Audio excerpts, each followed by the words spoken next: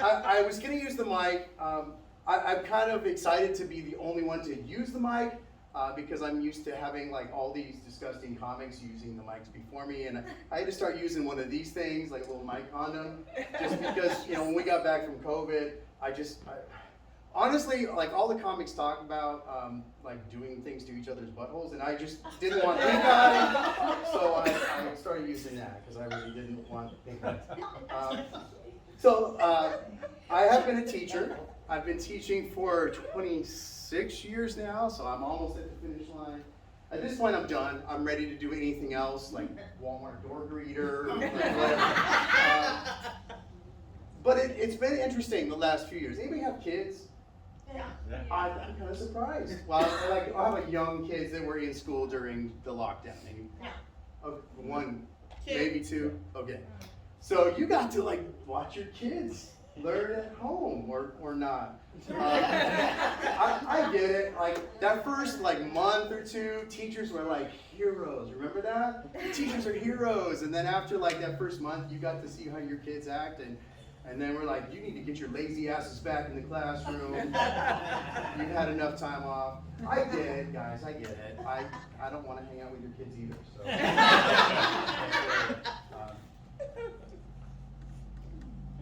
The first year back was kind of a trip because I had a really hard time learning all my students' names because everybody looked like this for the entire year.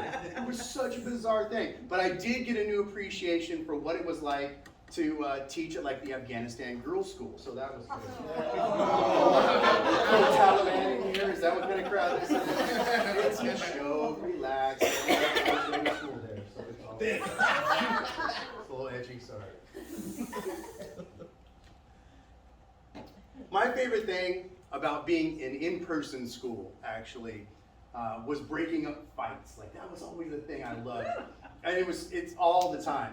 And I would just like wait at my door between classes and just kind of wait for the crowds to gather. And I would see the crowd and I would just take off running and you grab the kids, you pull them apart, you drag them by their hair. You can't really do that anymore, but drag them by their hair to the office.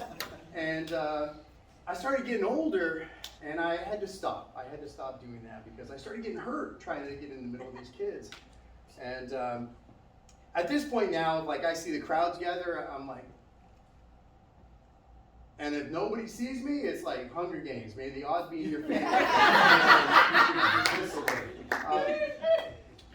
The last fight I broke up, obviously it was two girls, which is the worst possible scenario because they're ruthless. And I came around the corner and I saw them and I'm like, oh no, oh there's kids everywhere. They see me. I got to do something.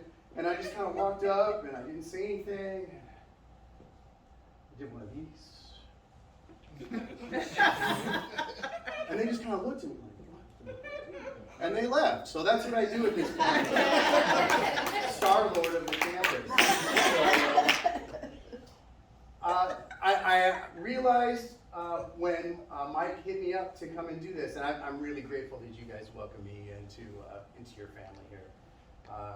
I realized that I had won an award for the Riverside Community Players back when I was in high school. For my portrayal of Danny in Grease. It really made me think, man, theater must have been in really bad shape in 1989 if I was like that.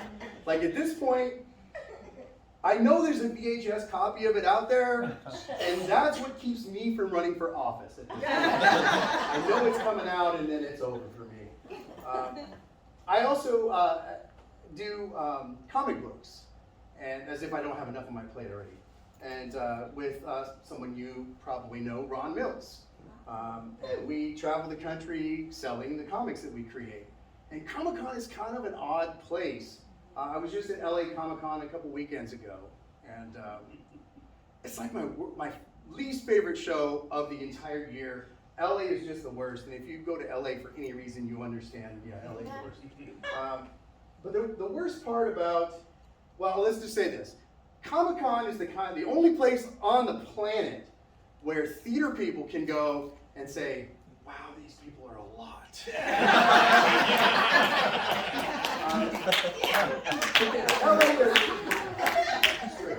LA, there's one cat that comes up and he dresses as like one of the X-Men, which is like old school with the spandex, but like somebody didn't give him the memo that you're supposed to wear like a cup or something. And he loves to come up to the table every single year and he just like walks around, hey guys, how's it going? He just like drops the fruit basket down on the table.